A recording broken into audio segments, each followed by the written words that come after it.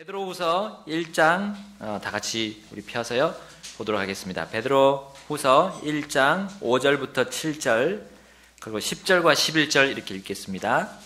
베드로후서 1장 5절부터 7절 그리고 10절, 11절 같이 읽겠습니다. 다 찾았으면 한 목소리로 읽겠습니다. 시작. 이것과 더불어 열심을 다하라. 다하여 너의 믿음의 덕을, 덕의 지식을, 지식의 절제를, 절제의 인내를, 인내의 경건을, 경건의 형제의 친절을, 형제의 친절에 사랑을 더하라.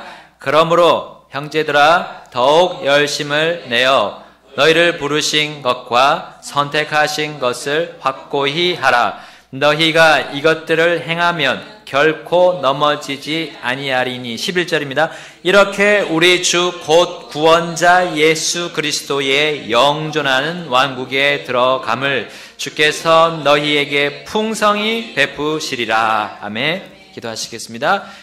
하나님 아버지, 오늘 저희들에게 주신 말씀 또 성령님께서 함께 해주시기를 간절히 기도드립니다. 성령님께서 가르쳐 주시고 저희들이 가야 할 방향들을 제시해 주시고 또한 저희들이 걸어온 길들을 다시금 돌이켜보고 재정비하여 주님을 위한 군사로서의 그 영적 전쟁을 잘 치를 수 있고 승리의 그런 기쁨을 성취할 수 있도록 도와주십시오. 하나님, 저희들이 모든 이 시간을 주님께 맡깁니다.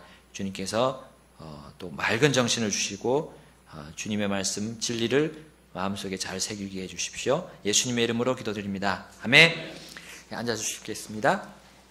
내가 얻은 믿음을 지난 시간에 봤습니다. 내가 얻은 믿음, 들음에서 오고요, 그 들음은 하나님의 말씀에서 옵니다. 내가 얻은 믿음은 하나님의 말씀, 그 하나님 자체 거기서 옵니다. 우리 주 예수 그리스도의 믿음입니다.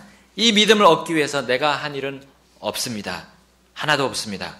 그러므로 한 번 받은 믿음은 내가 꺾으려고 해도, 그리고 불에 태우려고 해도, 뽑아버리려고 해도 없앨 수가 없습니다. 우리 예수님과 함께 다녔던 베드로와 그 제자들은 그들이 받은 믿음이 약해지고 때로는 적어지고 없어져 버리는 것 같이 그렇게 보였습니다. 그러나 그 믿음은 결코 완전히 사라지지는 않았습니다.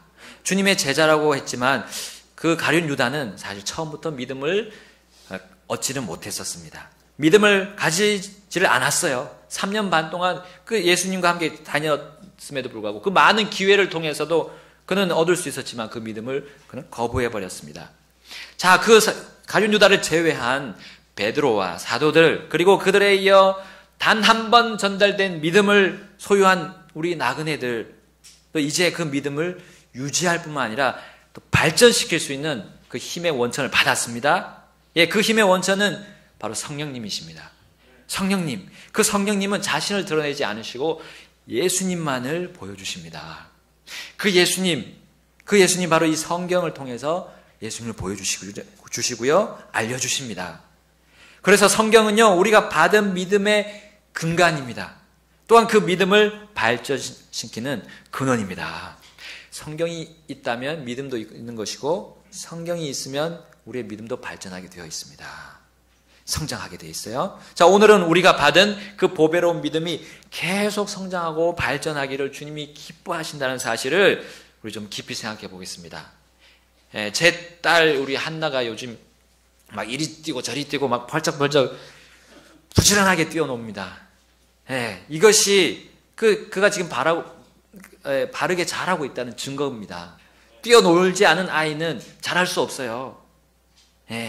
좀 부딪히고 이렇게 다칠 수는 있지만 그래도 뛰어놀고 부지런히 움직여야 됩니다. 그것이 그렇게 하나님께서 그 아이들에게 그렇게 주신 겁니다. 그렇게 잘할 수 있도록 웬만한 건강한 아이들은 그렇게 하게 되어 있습니다. 자, 그런데요, 우리 믿음을 얻은 새로 태어난 갓난아기 역시도 그냥 멈춰 있을 수가 없다는 거예요. 하나님께서 주신 믿음은 부지런히 움직이는 그런 생동력을 가지고 있다는 겁니다. 뭔가 이렇게 밖으로 표출이 되어 있다는 거예요. 그 믿음이 부지런히 그 움직이고 발전하라고 주신 하나님의 그런 섭리가 거기 들어있습니다. 그 믿음 안에요. 믿음은 약동하게 되어 있습니다. 그런데 영적인 성장은 움직임에 있어서도 역시 부지런해야 한다는 거예요. 성장하는 일에 부지런한지를 오늘 우리 본문을 통해서 두 번이나 언급하고 있습니다. 자, 오늘 방금 읽었던 11장 5절에 나오죠? 이것과 더불어 열심을 다하여라고 있고요. 또 10절에 보면 더욱 열심을 내어 했습니다. 이 열심이 뭡니까? 부지런함입니다. 부지런하게 내가 받은 믿음을 가지고 뭘 하라는 거예요. 그렇죠? 뭐 적어도 고민이라도 하라는 겁니다. 고민. 하나님의 말씀을 받았을 때 어떤 고민이 들잖아요. 그게 그냥 고민이 왜 듭니까? 뭐 믿음이 없으면 고민도 들 그것도 없어요. 근데 하나님의 말씀이 자극을 탁 줬을 때 이게 이해가 안 된다. 예. 이해가 될 때까지 내가 뭘 해야 되잖아요. 예. 믿음은 그렇게 된다는 겁니다. 자, 믿음을 받은 자, 나그네의 삶의 기초인 그 믿음을 우리는 활용해야 된다는 말씀을 오늘 주고 계십니다. 부지런히 믿음에 뭘 더하라고요? 덕을 더해야 됩니다. 또 부지런히 덕에다가 지식을 더해야 되고요. 부지런히 지식에 절제를 더해야 되고요. 또 부지런하게 절제에 인내를 더해야 됩니다. 또 부지런하게 인내에다가 경건을 더해야 되고요. 또 부지런하게 경건에다가 형제의 친절을 더해야 됩니다.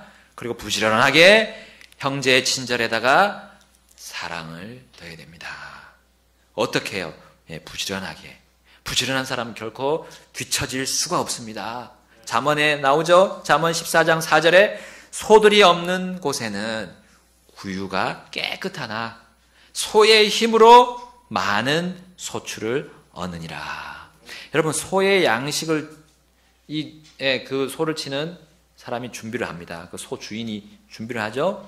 그 과정이 굉장히 고생이죠. 그 곡식에 그 그루터기를 이렇게 해가지고 또 풀 가져와가지고 끓이고 죽을 써가지고 주잖아요. 그거는 정말 고된 일입니다. 농사일에 더해서 또 해야 될 일이잖아요. 근데 그걸 준비해서 소의 구유에 가득 채워서 소에게 주면 소는 그 힘으로 많은 소출을 얻게 됩니다. 그 일로 인해서 소도 부지런하게 일하게 되고 농부도 부지런하게 일하게 됩니다. 자, 서로 일하면 어떻게 됩니까? 건강해집니다. 농부가 일하면 우리 사람이 움직이고 이렇게 하면 활동하면 부지런하게 되어 있습니다. 소도 부지런하게 건강하게 되고요. 거기에다가 소출까지 덤으로 얻을 수 있습니다. 여러분, 내가 얻은 믿음 성장할 수 있도록 부지런히 움직이고 있습니까? 나의 믿음이 어디까지 와 있는지 한번 점검해 봅시다. 우리 지난 시간에 내가 얻은 믿음이 그게 바른 믿음인지 점검했고요. 이번에는 어디서 왔는지, 어디까지 와 있는지, 그 믿음이 어디까지 와 있는지 한번 점검해 보겠습니다. 자, 부지런히 믿음에 덕을 더하고 있냐는 거예요. 먼저는 덕을 더하고 있냐는 거예요. 여러분, 덕은 무엇입니까? 다른 사람에게서 어떤 도움을 주는 거죠. 다른 사람에게서 도움을 주는 겁니다. 믿음을 받은 사람은 다른 사람에게 도움을 주는 일에 가게 되어 있습니다. 그리고 그것이 믿음이 가게 되어 있으면 거기에 같이 내가 함께해서 하게 되어 있다는 거예요. 자, 인간으로서의 도리를 행하려는 어질고 올바른 마음이나 훌륭한 인격을 우리 일반 사전에서 덕이라고 말하고 있습니다. 인간으로서의 도리가 뭡니까? 우리 사전에는 거기에 대한 설명은 전혀 없습니다. 자, 인간으로서의 도리가 뭡니까? 하나님과의 관계잖아요. 하나님과의 관계에서 나오는 사람들 간의 관계에서 내가 그들에게 도움을 주는 겁니다. 그것이 덕입니다. 근데요, 하나님과의 관계가 좋지 않으면 사람에게도 도움을 줄 수가 없는 것이 우리의 나그네 사람들입니다. 일반 사람들은 뭐 자기가 원하는 도움을 줄 수 있겠죠. 근데 우리 나그네들은 믿음을 가진 사람은 또 다릅니다. 그 덕이 또 다른 덕이에요. 하나님과의 관계입니다. 하나님의 자녀로서의 도리를 행하려는 올바른 마음이라고 다시금 정의할 수가 있습니다. 하나님의 자녀로서 내가 도리를 행하는 올바른 마음. 그 마음이 어디서 나옵니까? 먼저는 하나님께 순종해야 됩니다. 하나님께 순종하려는 그 마음이 내가 덕스러운 사람으로 바꿔줍니다. 우리 새로 태어난 사람들은 우리 첫 번째 순종으로 뭘 받습니까? 우리 물 침례를 받잖아요. 내가 믿음이 있습니다. 내가 예수님에 대한 믿음이 있고요. 내가 예수님을 나의 구주와 주님으로 받아들였습니다. 그것을 공적으로 보여주는 게 침례입니다. 그게 내가 믿음을 가졌고 내가 이제 주님께 순종하겠습니다라는 그걸 공적으로 보여주는 겁니다. 그 침례. 예. 그것을 우리 교회 안에서도 받을 수 있지만 우리 강의에서 받게 되면 다 외부 사람들도 다 보게 됩니다. 저 사람들 뭐 하고 있지? 예, 궁금증을 가지겠죠? 그 사람들에게 보여주는 겁니다. 나는 예수님을 나의 구주로 믿었습니다. 기쁘게 그렇게 순종의 마음으로 우리 나아가잖아요. 그렇게 되면 우리가 덕을 소유할 수가 있다는 겁니다. 여러분, 물론 물침례를 받고 곧장 주님을 떠나는 그런 거짓 믿음을 가진 사람들도 보았습니다. 그러나 믿음을 진짜 바른 믿음을 가졌다면 그 사람이 이제 내가 어떤 일이든 나는 주님께 순종한다. 그 기본 베이스를 가지고 나가는 거예요. 이제 그렇게 사는 겁니다. 그게 덕을 가져오게 될 겁니다. 다른 사람을 도와주는, 정말 이제 도와주는 이타적인 사람으로 나아가는 거죠. 우리 밥을 잘 먹지 않는 사람, 어린아이는 잘할 수가 없어요. 그것처럼 순종이 하지 않는 그리스도인들은, 믿음을 가진 사람들은 잘할 수가 없습니다. 그 첫 번째 그 일이 잘 안 되니까요. 밥을 먹는 일처럼 순종하는 그런 마음을 가지고 나가는 게 안 되니까. 왜 순종이 어렵습니까? 왜 어린아이들이 그 밥 먹는데 그렇게 힘이 듭니까? 잘 안 먹고. 내가 말씀을 들여다보지 않기 때문에. 성경 하나님 말씀을 들여다보지 않습니다. 새로 태어난 아기들로서 말씀의 순수한 젖을 사모하라라고 우리 베드로전서 2장 2절에 말씀하잖아요. 태어난 아기는 말씀의 순수한 젖을 사모하게 되면, 그렇게 되면 이제 순종하고자 하는 마음이 자연스럽게 더욱더 커지게 될 것이고, 순종하는 마음이 하나님과 함께 해서 이제 다른 사람들에게도 덕을 끼칠 수가 있게 될 것입니다. 여러분, 우리는 그 덕을 가질 수 있도록 순종하는 마음, 기본적으로는 내가 믿음을 가졌다면 순종하고자 하는 마음을 가져야 되겠습니다. 부지런히 그렇게 하려면 이제 하나님 말씀과 친해져야 됩니다. 정말 친해져야 됩니다. 우리 잠언 31장에 나오죠. 덕스러움에서 뛰어난 그 현숙한 여인에 대해서 나옵니다. 덕스러움에서 뛰어난 그 현숙한 여인. 그 여인은 뭔가 다른 사람에게 좋은 영향을 미치게 됩니다. 그게 덕이기 때문에. 그 덕이 어디서 옵니까? 그는 하나님을 두려워하는 겁니다. 하나님을 두려워하는 여자이기 때문입니다. 하나님을 어떻게 두려워할 수 있습니까? 말씀 보고 하나님에 대해서 알아야 되죠. 알아야 되죠. 세상 것보다 주님을 더 알아야 되죠. 자, 두 번째는 부지런히 덕의 지식을 내야 됩니다. 지식은 우리 아는 것입니다. 자, 무엇을 알고 누구를 아는 겁니까? 하나님이십니다. 하나님을 알아야 됩니다. 우리의 덕이 이제 쌓이게 되면 그 지식, 하나님에 대해서, 하나님 아버지에 대해서, 그리고 우리 예수님, 나를 구해주신 예수님에 대해서 알아가야 됩니다. 무엇을 가지고요? 성경을 가지고요. 성경을 가지고. 덕이 있는 자, 또 순종의 마음이 있는 자는 부지런히 성경을 더 파헤쳐야 됩니다. 읽는 거에서 그치면 안 되고 이제 묵상해야 됩니다. 연구하고요, 탐구해야 됩니다. 우리 신학생들만 탐구하는 게 아니에요. 신학생들만 성경 연구하는 게 아닙니다. 우리 믿음을 가졌다면, 믿음을 얻었다면 이제 더 깊이 있게 말씀을 공부해야 됩니다. 이단 교리가 어떤 자들에게서 나옵니까? 순종의 마음 없이 덕이 쌓여지지 않는 상황에서 말씀을 배우면 어떻게 됩니까? 자신에게 적용 안 하고 다른 사람에게 다 적용하게 됩니다. 그러면 이제 이단이 거기서 생겨 나오는 거예요. 주님이 말씀하셨어요.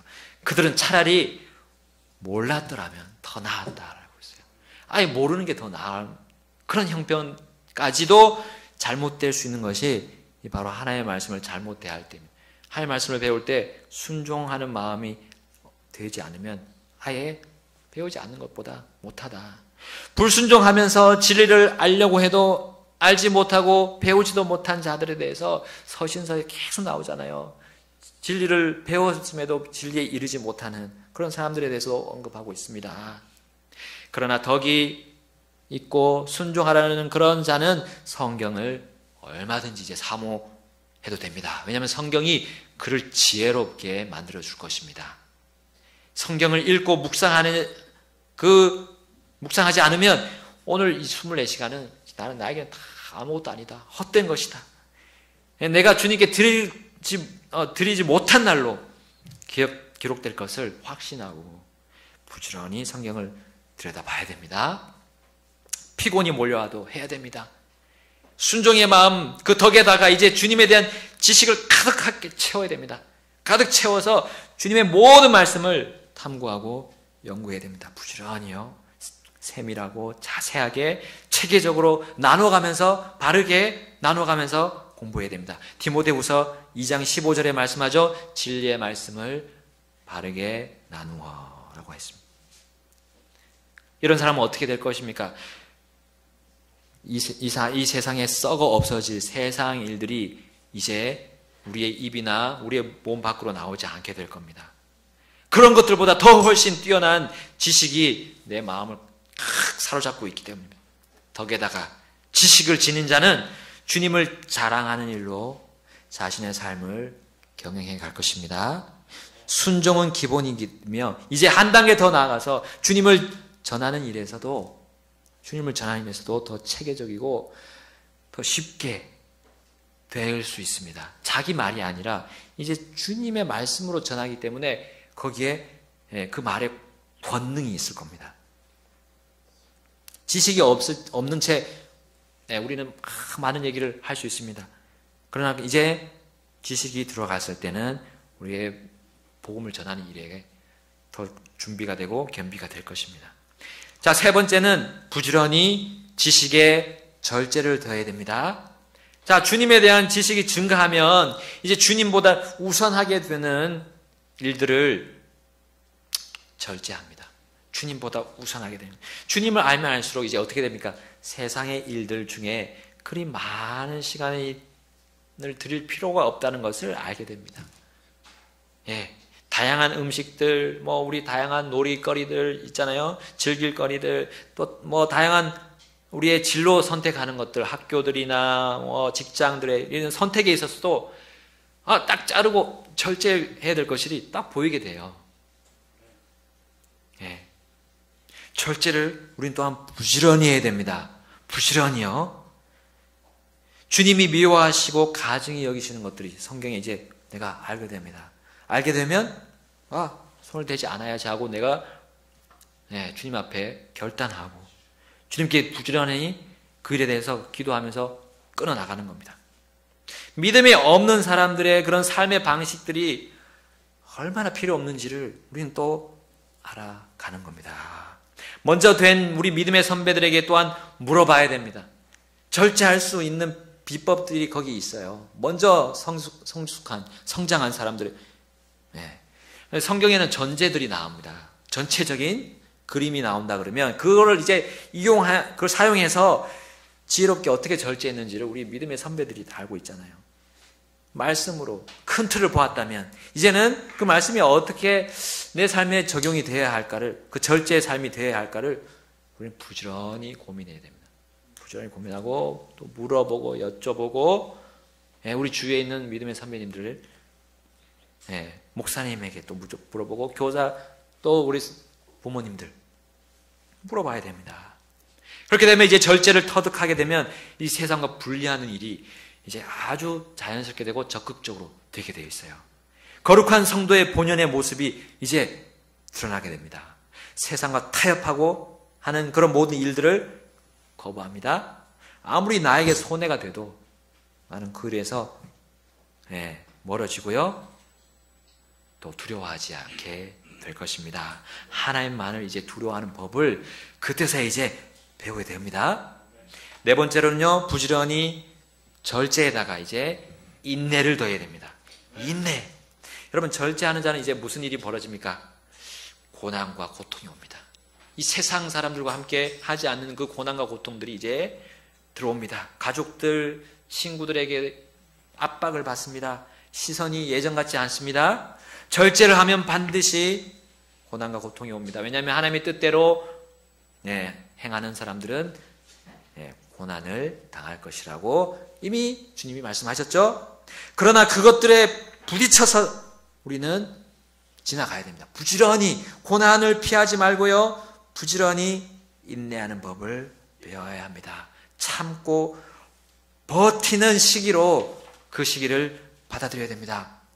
여러분, 이 시기에는 여전히 주님께서 나에게 주신 믿음과 또 주님께 순종하는 마음과 그 다음에 다른 사람의 덕을 주고 성경의 지식과 또 세상으로부터 오는 절제를 부지런히 갈고 닦아야 됩니다. 그 앞에 것이 다 이루어졌다고 말하면 안 됩니다. 그건 언제든지 또 이렇게 희미해지고 사라질 수가 있어요. 다시금 그 고난의 시기에 점검하는 거예요. 나의 믿음, 나의 순종과 나의 지식들, 나의 절제가 지금 계속 되고 있는가를 다시 보는 거예요.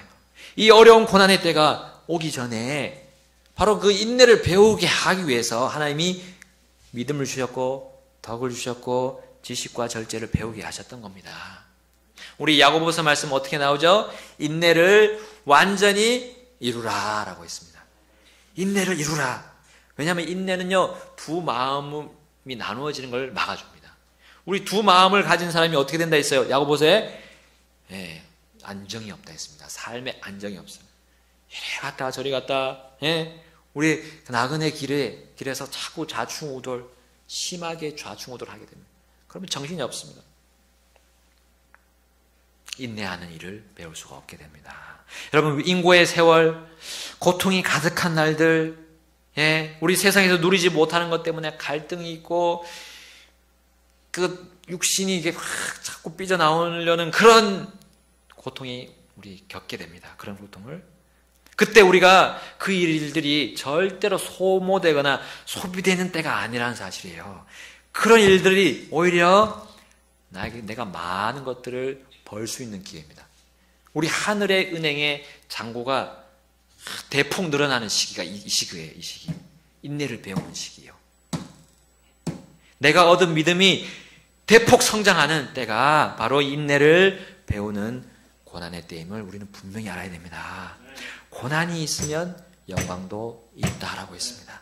고난이 있으면 하나님의 뜻대로 고난받을 때 기뻐하라 기뻐하라 기뻐하라 우리 주님께서 말씀하셨고 베드로와 바울과 여러 사도들도 그들의 글에서 강조하고 있습니다. 부지런히 인내하라. 인내를 배우라. 욥의 인내를 배우라. 하지 않았습니까? 인내를 배우게 되면 어떻게 됩니까? 주님께서 이 땅에 사셨던 그 주님의 모습을, 그 주님의 마음을 이제 이해가 되는 거예요. 주님의 마음이 이해가 돼요. 이제는 내가 다 아는 것처럼 생각했지만 주님이 아니었어요. 주님이 왜 그 고난을 당하셨는지를 내가 이제 체득합니다. 체득 얻었어요. 그 경험을 나도 하는 거예요. 십자가로 가시던 그 고난의 때를 이때쯤이면 이제 이해하고 느끼고요. 이 죄악된 세상을 향해서 내가 비통해하는 그런 마음도 가지면서 진정 우러나는 마음으로 우리 혼들을, 죽어가는 혼들을 바라볼 수 있게 됩니다. 주님의 마음속에 내가 깊이 잠긴다는 그 찬송이 있잖아요. 주님의 마음속에 깊이 나 잠기겠네. 그 찬송이, 그게 이제 내 찬송이 되는 거예요. 그래서 그 속에서 진짜 놀라운 기쁨을 맛보게 됩니다. 성숙한 그 성도가 정말 되어가는 거예요. 부지런히 인내하면 됩니다. 부지런히. 다섯 번째는요, 이제 부지런히 인내에다가, 인내가 끝나지 않았습니다. 인내에다 경건을 더해야 됩니다. 인내를 이제 터득해 가면서 이제 거기에 경건의 삶으로 들어갑니다. 경건은 뭡니까? 하나님의 성품을 담는 거라고 우리 말하고 있습니다. 하나님의 성품을 담는 거예요. 고난 속에서 인내를 배운 사람이 이제 하나님의 마음을 이해합니다. 하나님의 마음을 아까 본받는다는 찬송이 있잖아요. 하나님의 마음을 본받는 일에 이제 들어가는 거예요.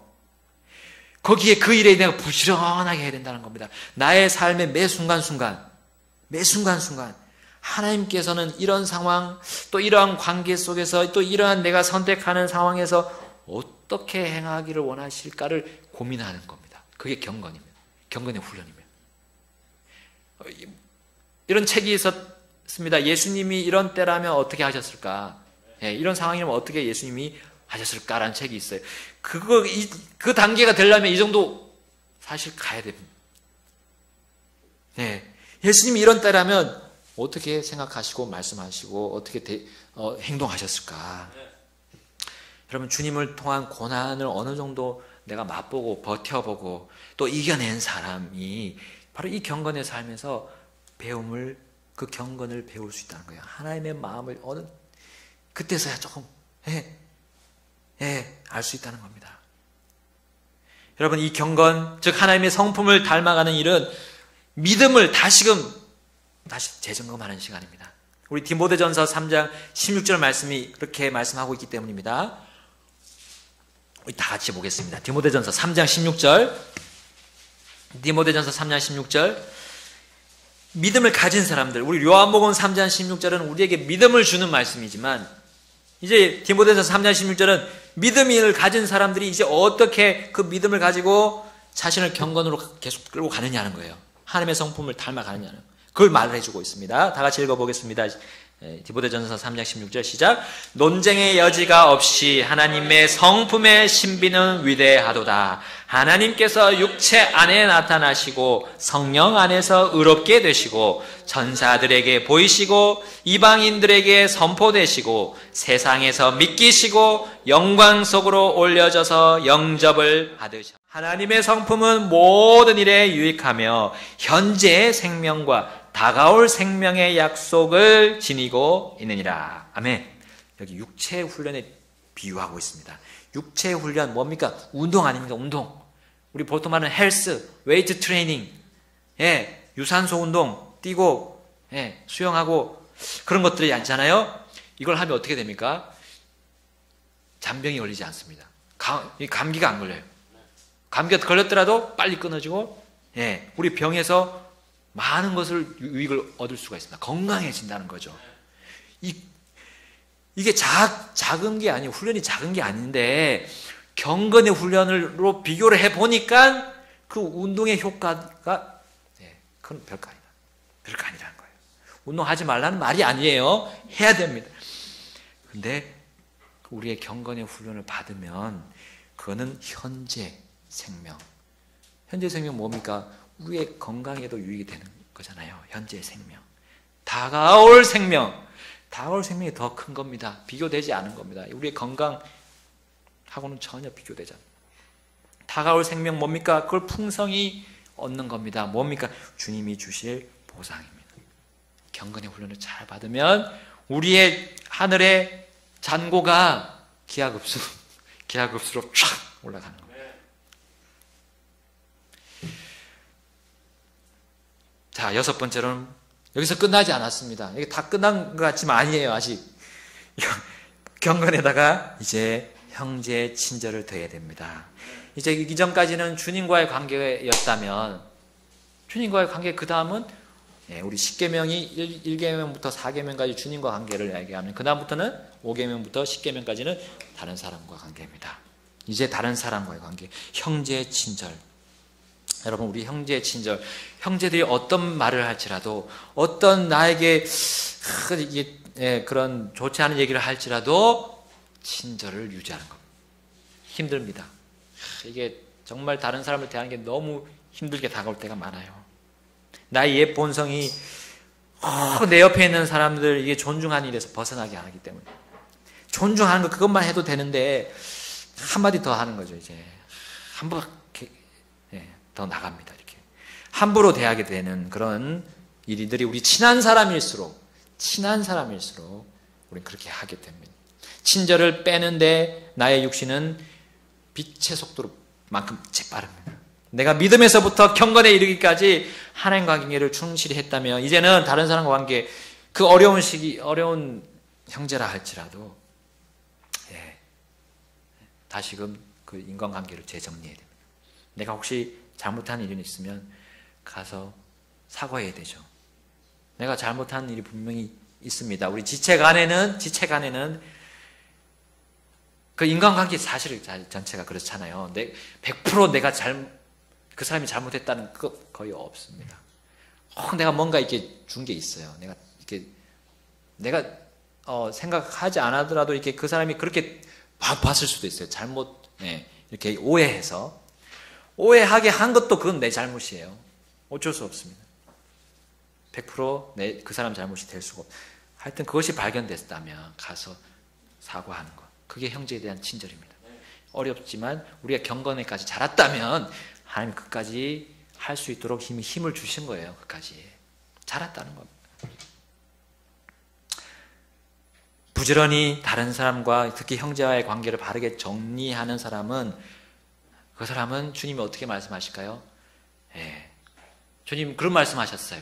습니다. 누구든지 이 작은 자 하나를 실족하게 하는 것보다 차라리 연자맷돌을 목에 걸고 바다에 빠지는 것이 낫다.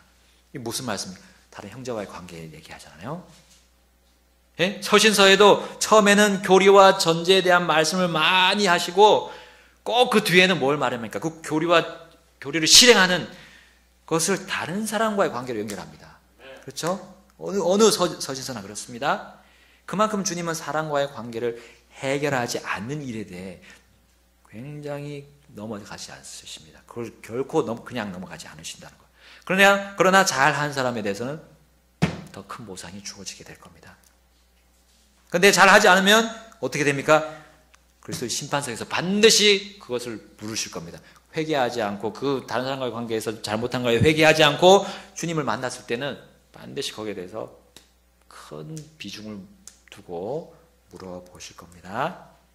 형제의 친절을 더하는 사람은 딱 봐도 다르다는 것을 알 수 있습니다. 모세가 환해졌잖아요. 얼굴이 환해지고 빛이 쫙 비쳐서 수건을 덮어야 될 정도로. 그런 빛까지는 나오지 않지만 딱 우리는 진짜 주님과 관계가 정말 바르고 잘 진행되는 사람들의 얼굴은 다르다는 것을 우리는 다 느낄 수 있습니다. 다 느낄 수 있습니다. 다 느낄 수 있습니다. 우리 다른 잠언에 보게 되면 어린아이들도 그 사람의 마음이 순수한지 불순한지 그걸 본다고 그랬어요. 근데 그걸 못 보겠어요. 이게 빛이 나오는데 주님과 관계가 확 나오면서 내가 다른 사람들 앞에서 섬기고 친절을 베푸는 게 그게 안 보이겠습니까? 여러분 겉을 치장하는 그런 빛이 아니라 속에서요. 우리 속에서 나오게 될 것입니다. 주님과 깊은 관계를 맺고 형제들과 간의 관계도 원만하니까요. 그 사람은 어떻게 됩니까? 크게 걱정할 거리가 없어요. 걱정할 게 뭐가 있겠습니까? 어떤 상황이나 역경에서도 자신을 뛰어넘어서 오히려 형제들이 잘 성장할 수 있도록 도와주는 사람이 되는데 뭐가 두렵고 무서운 일이 있을까요? 자, 이제 여기서 끝나지 않았습니다. 마지막으로는 부지런히 형제의 친절에 사랑을 다하라 했습니다. 사랑입니다. 사랑은 뭐라고 여기 되어 있어요? 영어로 charity 사랑입니다. charity, love, 일반 love가 아니라 그냥 charity예요. charity는 하나님의 사랑이에요. 하나님의 사랑. 사람의 사랑이 아니라 사람의 사랑은 잘 안 될 수도 있어요. 이게 불완전합니다. 근데 완전한 사랑이라는 거죠. 무조건적인 사랑. 그 어떤 조건 없이도 주는 게 사랑입니다. 이유 없이 나를 해하려고 하고 나를 비방하는 자들, 그 사람들 어떤 사람입니까? 우리의 원수 아니에요. 원수. 그 원수까지도 사랑하는 사랑이 체러티 사랑. 체러티 하나님의 사랑. 하나님은 우리에게 그걸 보여주셨습니다. 예수님을 통해서 그 체러티 사랑을 보여주셨습니다. 그 사람이 나에게 아무리 잘못한 것이 있었더라도 덮어주는. 여러분, 그야말로 주님의 사랑, 영원한 그 긍휼을 보이는 일, 이게 너무 어려울 수가 있는데 어렵게 보입니다. 근데 결코 못할 일이 아니라는 거예요. 우리의 믿음의 선배들도 했습니다. 수많은 예들 중에 요셉, 우리 창세기의 요셉, 그 많은 장을 할애하고 있는 요셉의 모습을 보십시오. 우리 요셉에 대한 이야기를 읽고서 눈물을 안 흘리는 사람 너무 진짜 감정이 메마른 사람일 겁니다. 볼 때마다 눈물이 납니다. 그 클라이막스, 그 용서하는 장면에 대해서 우리는 거기서 왜 감동이 됩니까? 왜 눈물이 납니까? 거기 우리 주 예수님의 모습이 거기 있지 않습니까? 하나님의 사랑의 모습이 거기가 팍 녹아 들어가 있잖아요. 여러분, 이 사랑, 이 체러티 사랑을 주님은 더 하기를 원하시고 있어요. 더 하기를 원하시고, 그것을 소유한 사람을 하나님은 그들을 어떻게 봅니까? 기쁘게 보신다는 겁니다.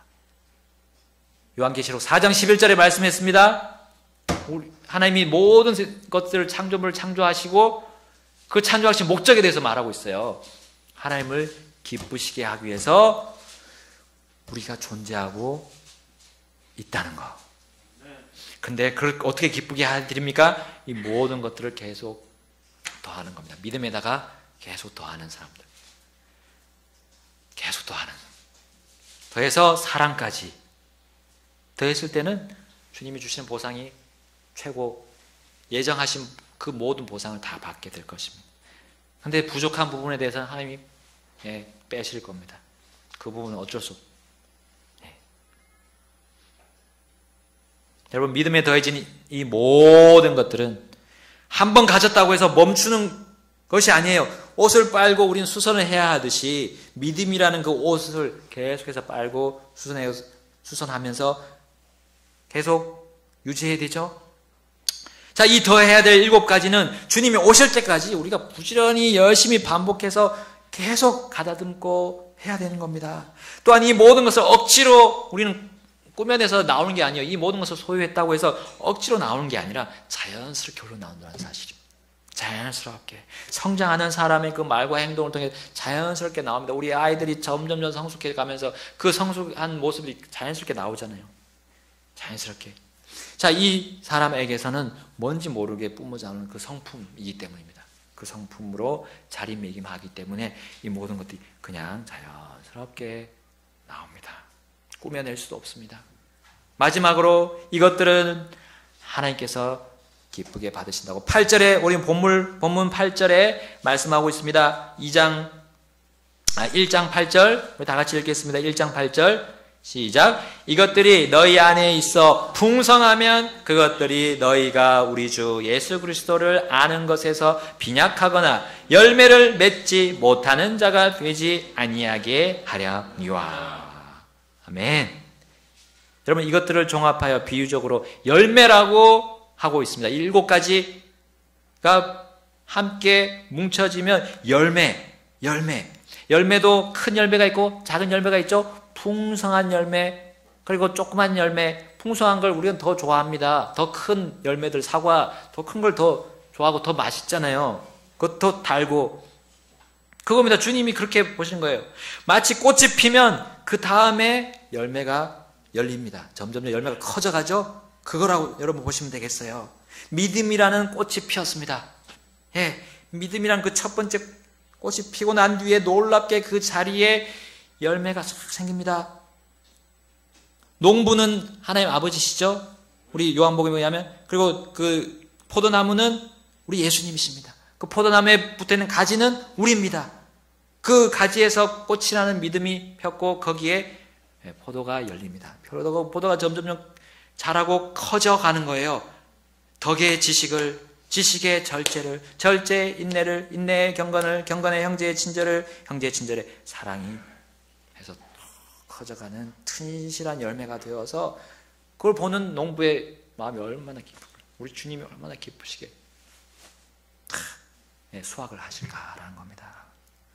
그것이 우리의 보상이 되는 겁니다. 크면 클수록.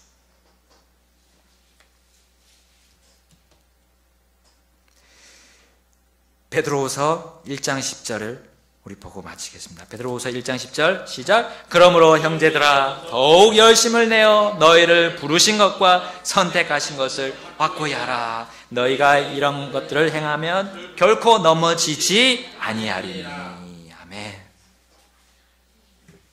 우리가 믿음의 성장을 하면 해가면서 결코 넘어지지 않는다는 거. 어디에서 결코 넘어지지 않죠? 우리가 이 땅에 살고 있잖아요. 이 땅에서 나그네 인생길을 갈 때 넘어지지 않는다고 했습니다. 약간 이렇게 기우뚱 할 때는 있어요. 근데 넘어지지 않는 거예요.